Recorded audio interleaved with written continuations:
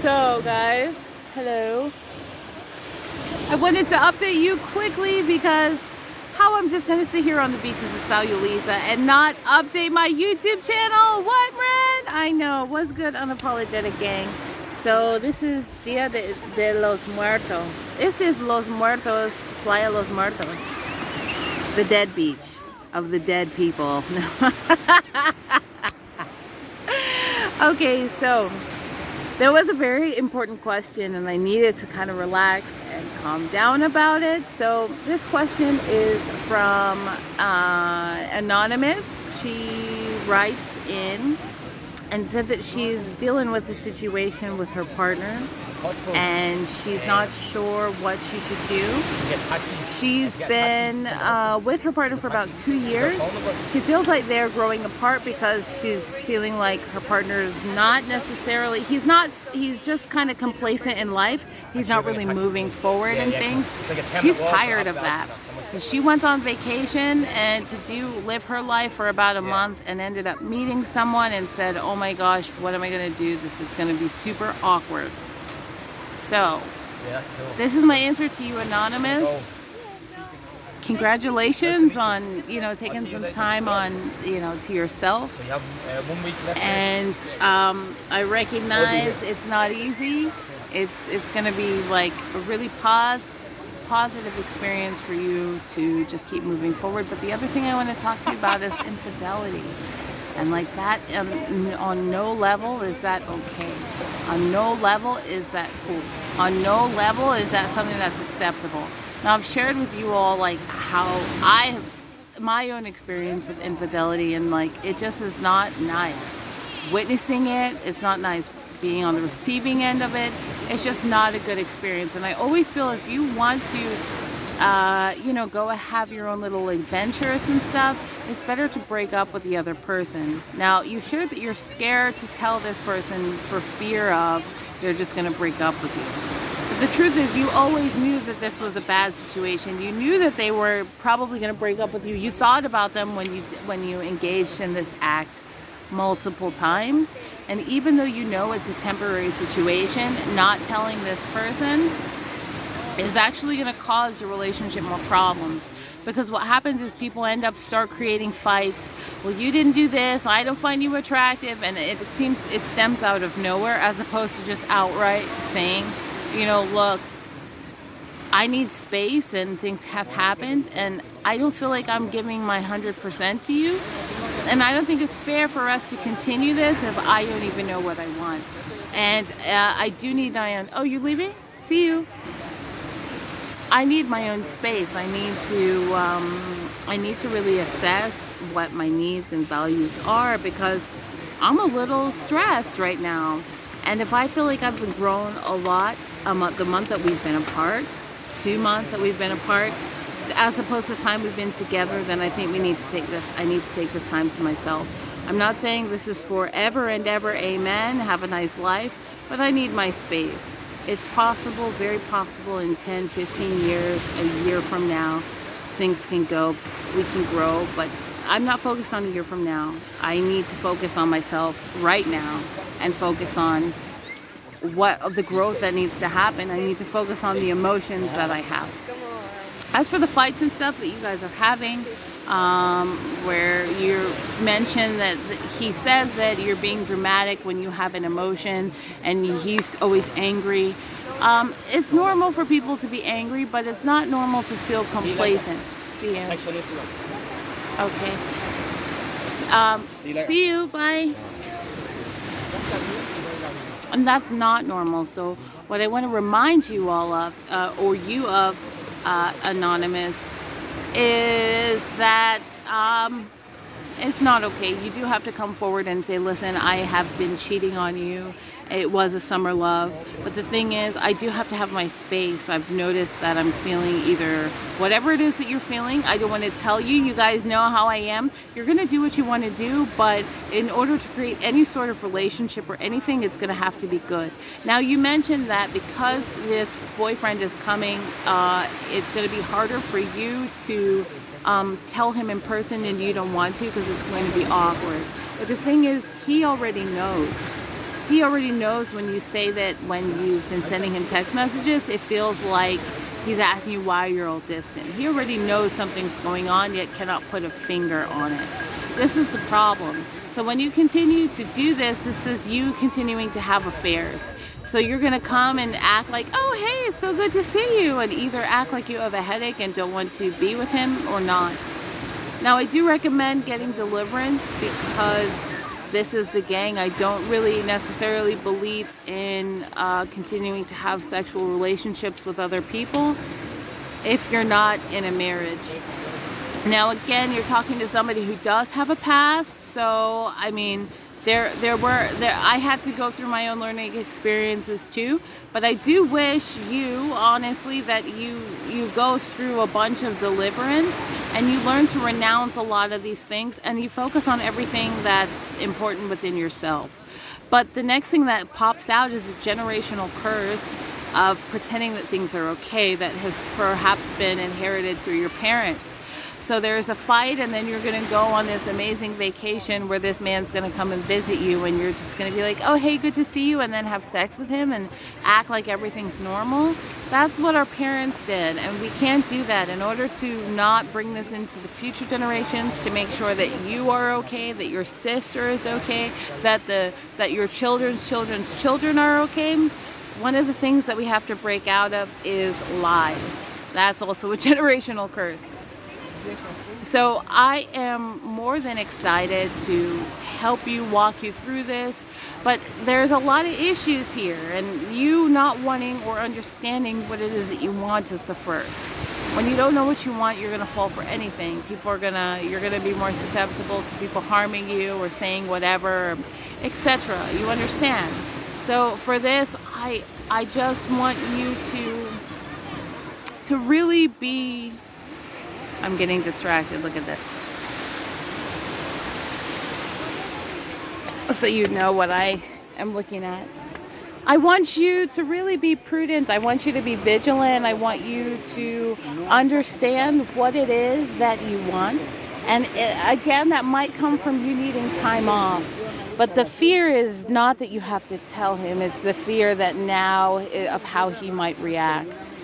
So be not afraid of his reaction. Be prepared. Be prepared for him to go multiple ways. Maybe he is so much in love with you and does not want to leave you at like 10 years later.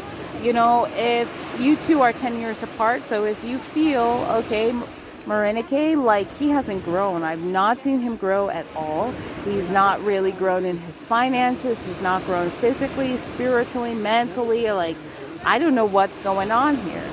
I want you to allow yourself the time, take the next few days to really do some deep assessments and to really understand, okay, what is it that I actually want? Do I want something non-committal? Am I using this person just for a place to stay? Do I have the finances to prepare for, I need to just kind of prepare to live by myself. You've been away for some time and you don't want to talk to him. So if every moment gets closer and you don't want him to be near you, it doesn't sound like that's a relationship I would recommend moving forward with. At 100%, I would not recommend that. If you don't even want to, the thought of him being there is not, is so nice. So then the next part comes, okay, so let's be prepared for everything that he has. Let's say he's angry. Get out! Move out! Calls you names. Get ready for that. Build yourself a tough skin. And then just tell him, like, if you're not sorry, just say, look, then we need space apart. If you deeply desire and you're continuing to see this person, even though it is a summer situation, and you want it to happen more than the couple times that it happened, you want it again and again. The one, again, I recommend going through deliverance, this to free yourself from the spirit of lust. And then to really do some deep work, to go away for the next 6 months and focus on everything about you that's going to help you be a better person. Because no matter how we put lipstick on this pig, cheating is cheating is cheating is cheating, right? So let's say he's sad. Let's say he's crying. You must sit there and be okay, or just be prepared to see him cry, and then know that you have seen the manifestation of physically hurting someone. Let's say in the event that he says, okay, you know what, let's just get back together. Like, it's all right, I forgive you. I know it was a horrible summer. By the way, I kissed somebody or something happened on my end too. Is that something that you're like, okay, we worked past it, we can grow past it? Is that something that you're willing to understand? Okay. Or you just want him to break up with you, so you did something, so you have him break up with you? These are serious questions you need to sit down and ask yourself. But, you know, what's popping out to me is that you kept saying you really didn't, you don't want him to be near you. The idea of him coming to visit you while you finished your month and a half of vacation is bothering you. So for that, I don't want you to be in a relationship with somebody that you really don't want to be near. I've been reading this book most recently. I put it on my Instagram. It's called His Needs, Her Needs. It's a guide to building an affair-proof marriage. This doesn't necessarily have to be in a marriage, but this is in any relationship at all. I do understand that the first mistake a lot of us make is diving in physically. So a lot of the times we think we want or are attracted to somebody else who is not really meant for us. That can be, you know, that's kind of like you're just lost in the physicality of it. You're lost in the emotions and the physical feelings of things. So it can be a bit, no gracias. It can be a bit stressful, especially if you're not prepared for the next, like the upcoming experience. The next is the generational curse. We've talked about that. I really want the best for you. I wouldn't be a friend if I didn't tell you to really do what you can to purge this feeling of lust and renounce it, because you don't want this to get caught up in something that it really should not be, and you're hurting more. You've already hurt a lot of people, including yourself, including the person that you say it's not that you don't love him. Of course not. You have love for someone, but you know, this was a choice you made, especially when it didn't happen just one time, but again and again and again. And you're having your physical needs met, and emotionally it's just fun, keeping it lighthearted. So I want to recommend you work on yourself. That is your primary relationship, and then start seeing what you can do to understand who God is, so you don't hurt more people. Because I want what is good for you, and you don't want to have to answer this again to your future husband. Hey, like, have you ever cheated on someone before? Sometimes it's a yes or no answer is like an open or closed door. I want you to be upright and moral standing. Like, I can say this to my person, you know, like, no, I've never cheated on someone. But it hurts to be on the receiving end. It hurts. And being a child of somebody who's like, this happens over and over and over again, it hurts. I don't want this for you. I want you to help yourself and help your family and help, help the kingdom.